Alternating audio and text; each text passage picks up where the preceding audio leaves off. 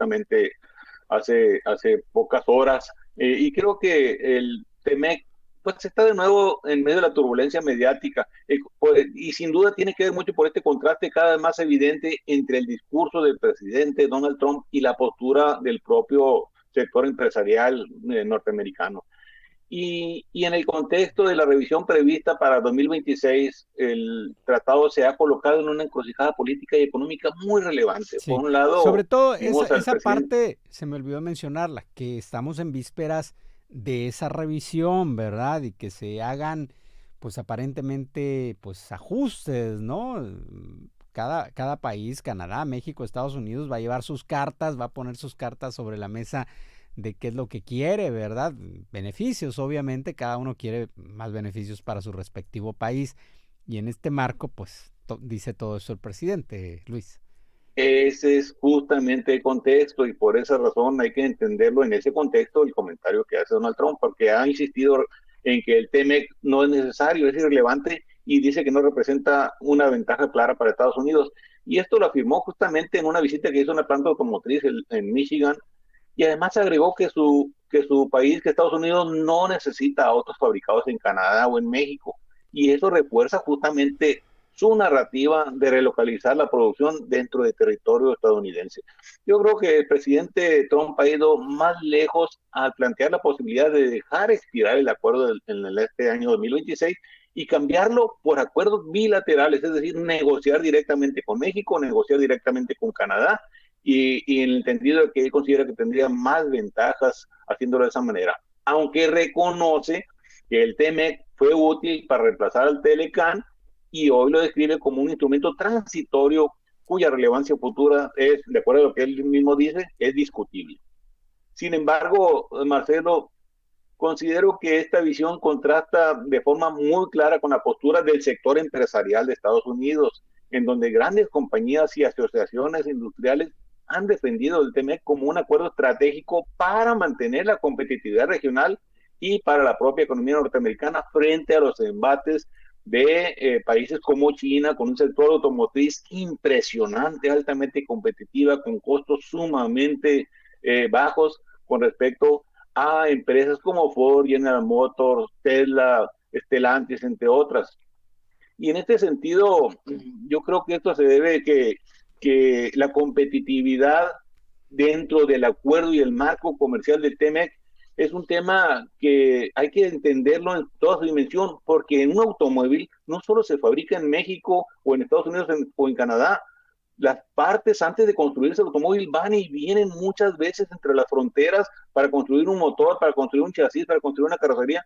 No se hace todo en un solo lugar, tiene que estar yendo y viniendo hasta que finalmente se arma un vehículo. Y en ese sentido, mover ese tipo de dinámicas iba a restarle muchísima competitividad a las armadoras en cualquiera de los tres países si se rompen esos esquemas que agregan tanto valor y lo hacen tan eficiente y tan competitivo. Estaba revisando alguna información Sí, de, por ejemplo, el Consejo de la Política Automotriz de Estados Unidos, que es una institución muy seria y muy responsable, subrayó que el TMEC permite a la industria norteamericana competir a nivel global porque genera eficiencias productivas y además reduce los costos de manera muy significativa y fortalece la posición del bloque de Estados Unidos, Canadá y México frente a otras regiones, particularmente China, como lo comenté anteriormente. Y por otro lado, los datos más recientes respaldan justamente ese tipo de visión y de comentarios. Por ejemplo, algunas cifras oficiales del propio gobierno de Estados Unidos en el año 2022 señala que el comercio de bienes y servicios entre los tres países alcanzó aproximadamente 1.8 billones de dólares. ¿Qué quiere decir esto?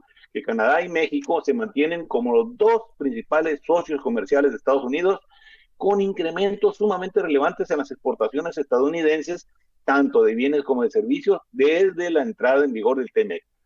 Por otro lado, algunos indicadores como el empleo nos dicen que el comercio con México y Canadá está generando más de 12 millones de empleos en Estados Unidos.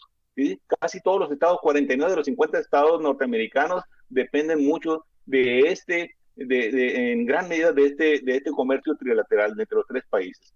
Entonces, la verdad es que sería un golpe muy fuerte para algunos sectores industriales norteamericanos, particularmente el sector automotriz, manufacturas avanzadas, electrónica, que les pegaría muy fuertemente en caso de Sí. que esta intención se concretara. Luis, a lo mejor es muy, podría ser muy simple la pregunta, ¿no? Muy vago preguntar, quedarían ahí en el aire, pero ¿quién gana más? A ver, ¿es irrelevante realmente o se beneficia más México y Canadá que Estados Unidos? ¿Quién gana más en esto del TEMEC? ¿Quién crees que gane más? Yo te diría mejor, yo te diría, si se trata de quién gana más, ganaría China. ¿Quién perdería más? Perderíamos los tres países. Sin ninguna Sí. duda, algunos sectores estratégicos de los tres ¿Por países qué? A ver, ¿cómo perderíamos. está eso? ¿Por qué China, y lo hacía referencia a esto la presidenta Claudia Sheinbaum ayer, que así pueden este bloque competir y hacerle competir? Se refería a China. ¿Por qué? A ver, ¿cómo está este asunto?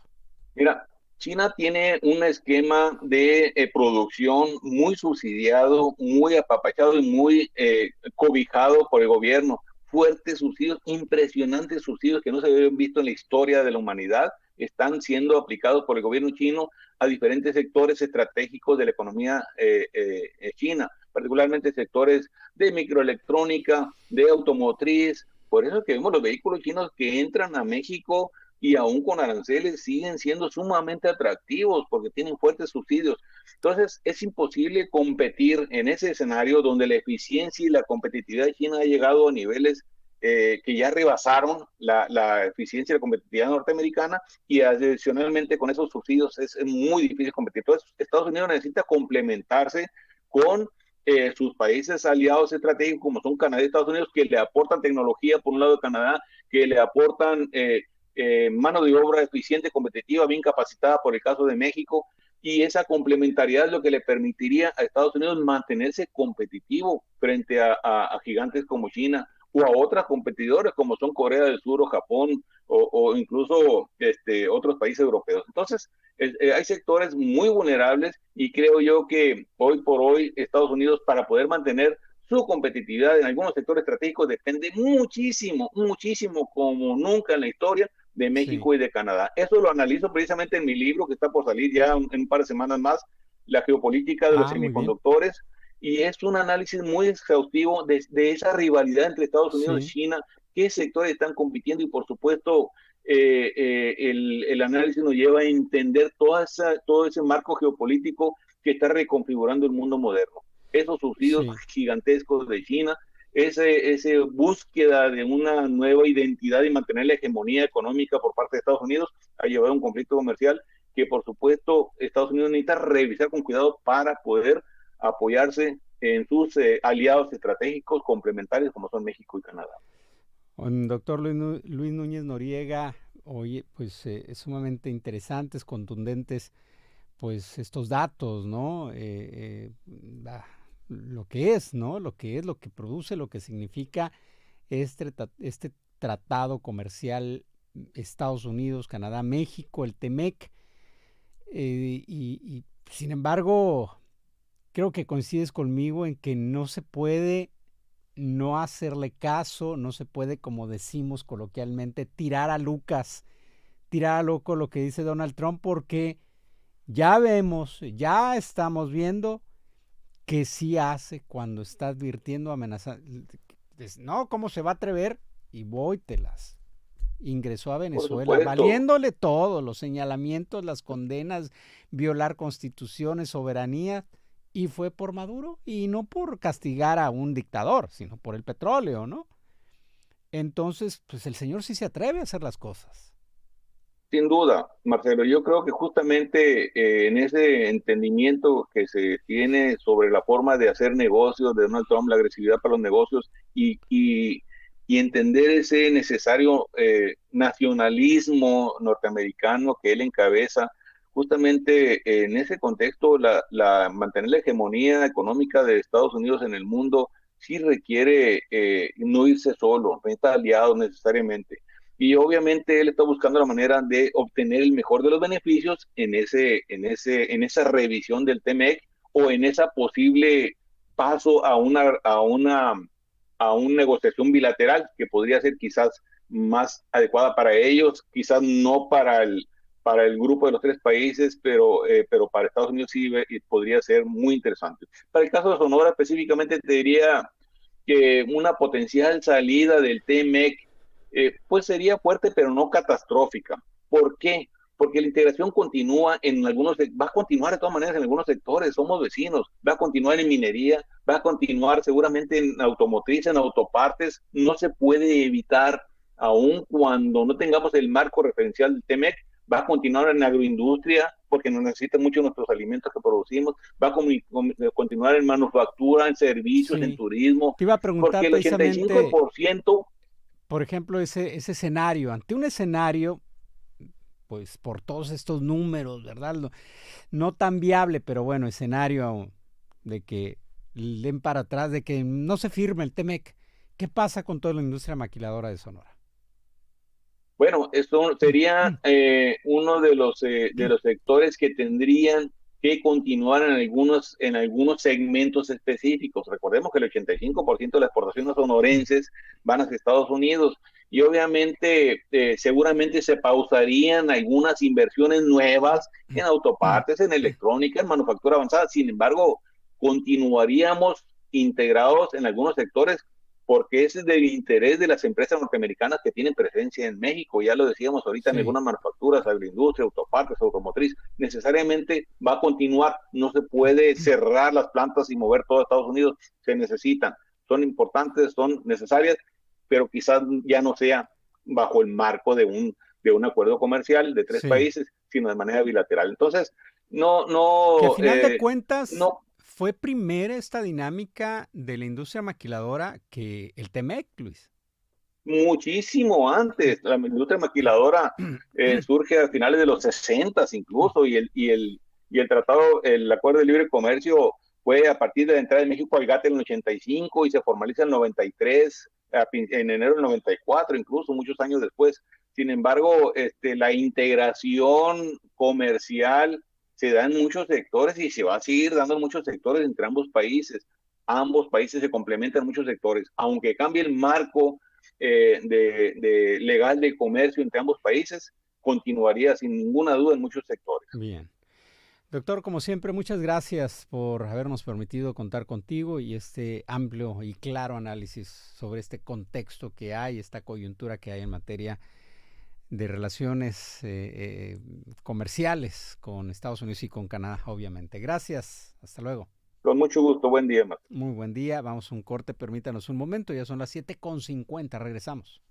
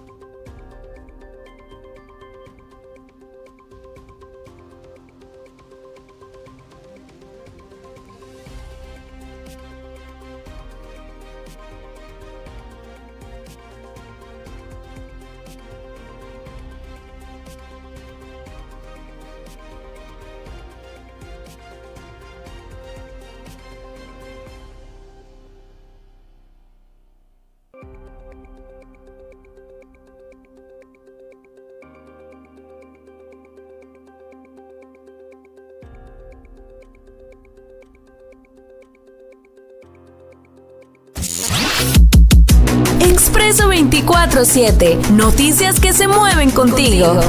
Continuamos. Muchas gracias. Estamos de regreso en Expreso 24/7. Ya son las 7 de la mañana con 56 minutos. 7:56. Vamos a seguir con el tema económico. Bueno, desde otra arista, la generación de empleos en Sonora, en Hermosillo, y lo que fue el balance de 2025. Hace un par de días, en esta semana, la Agrupación Civil Hermosillo ¿Cómo Vamos? Y su mesa relacionada precisamente a este tipo de temas, a los económicos, dio a conocer algunos números, algunas cifras, datos relevantes en materia de generación de empleos, y le adelantábamos, no fue un buen año, hubo tropiezo, podríamos decir, pero bueno, mejor que nos hable de este tema, lo desarrolle pues un especialista en este